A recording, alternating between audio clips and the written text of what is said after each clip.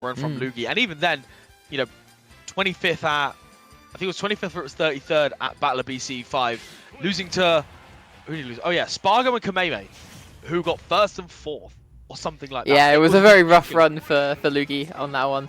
But this is Tech Republic 7 now, not Tech Republic 6, so we'll have to see if Luugi can keep the pace up from last year going into this Game 1 versus Pope. Already trying to find that Zero's Death way in at the moment. Luugi, well known for the fact that he can find his way into that combo, not just at 0, but at that 5, that 10, that 15, with those different ways going. And at the moment, he is just holding the button into his opponent and just saying, "Oh, I'm just here to hit you, and what are you going to do about it?" It's so scary because it's always in that first stock, and again that weak nair, that is the one thing that Luugi in particular tried and true. That weak nair is the most valuable tool on Luigi's kit when piloted by Luugi. Just getting that into the up B, such good conversions, and having that ready and available. And we're going to see what else he has got cooking underneath the HUD. The moment already lapping in percent, and then hoping to get potentially a little bit more on top of that, Emerald. He is just not holding, he's just not letting the pressure up, is he? Does manage to avoid the down smash just about, but he's just pushing the pressure onto Pope at all times and just making Pope think on his feet. And at the moment, he's not managing to keep up with the pace that Luugi is playing at. Luugi being such a young kid, he plays a million miles a minute. He just wants to press all the buttons, and he's very good at it. And if you can't keep up with that, you are going to have a tough time. And at the moment, that seems to be what happened with Pope. It's always the typical thing in Game 1s where it feels as if Pope is getting hit by a lot of the quote-unquote Luigi stuff. There's been that weak nair into the up B. There's also been that DI mix-up on the Tornado as well, which again, after you've played Luigi a bit, if you've warmed up against the character, you're probably ready for it at that point. But certainly if you've not played against a Luigi in a while and you think you're going to be okay, and again, just another one on top of there, just Luugi showing the masterclass of the potential of Luigi. And I think Pope will probably adjust a little further to that. There were a couple of moments where, particularly that down B mix-up, it felt as if, okay, yeah, you got me. I got hit by that. But it's going to be those little adjustments that you need to make. You've almost just got to, like, wake up a bit, you know? Yeah. You can't afford to be sleeping against Luigi, because he's a character that if you make a mistake, it's not 10%, it's not 20%, it's not 50%, it's a stock that you're losing. Yes. And that is just something that, especially this early in the morning, you can't be affording to sleep on that character.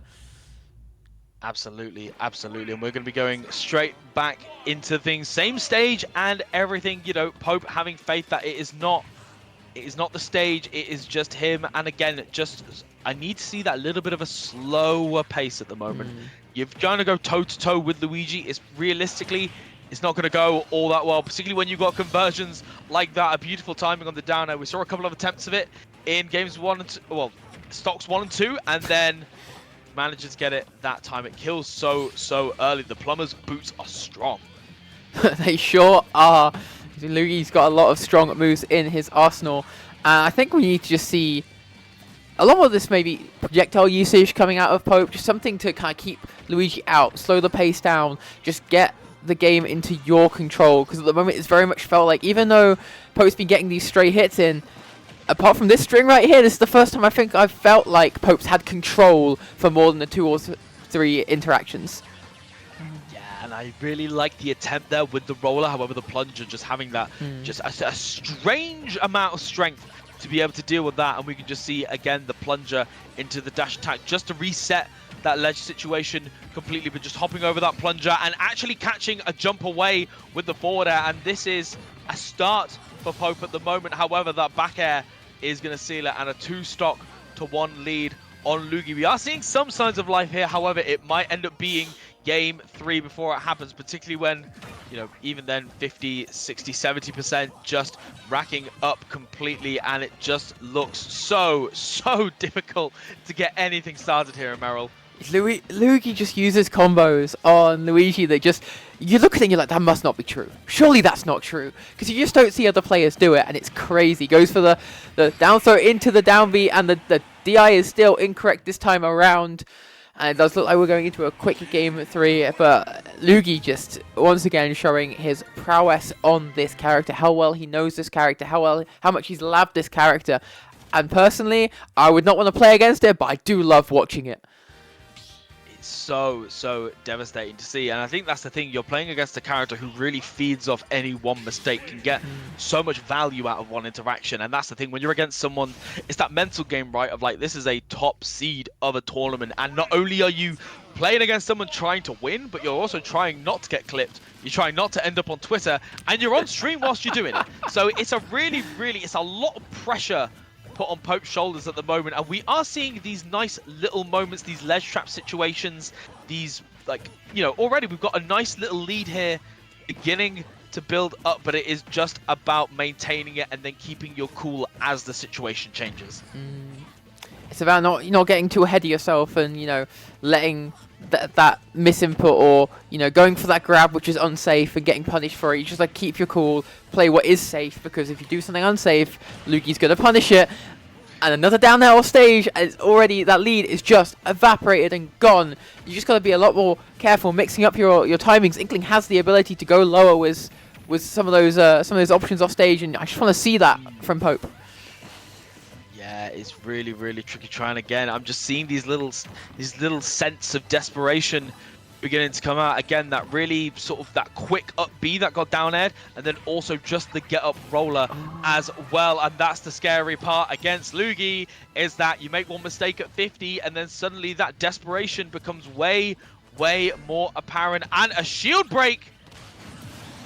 I mean, hey, it's something. He was wiggling that shield around like, come on, you can't. And then Pope's like, no, I can. And I will. Watch me. Still an entire stock lead to make up, so definitely got his work cut out from just Pope, but, you know, got something started, and that's always worth taking. Like I think I heard you say during Wave A, you can take a stock, you can take a game.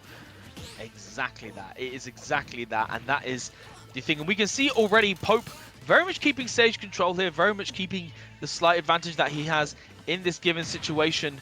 But of course, Luugi very much happy to play in the corner. However, a bit of short change there. Not going to work out for Luugi. Excellent tech. And the orange plumber now just sharking, trying to get anything going time and time again. These down airs are looking scarier and scarier by the minute, and if one grab doesn't work, the second one will. But unfortunately, the boots not as strong today. 2 sour spots in a row, just keeping hope alive on a thread at the moment.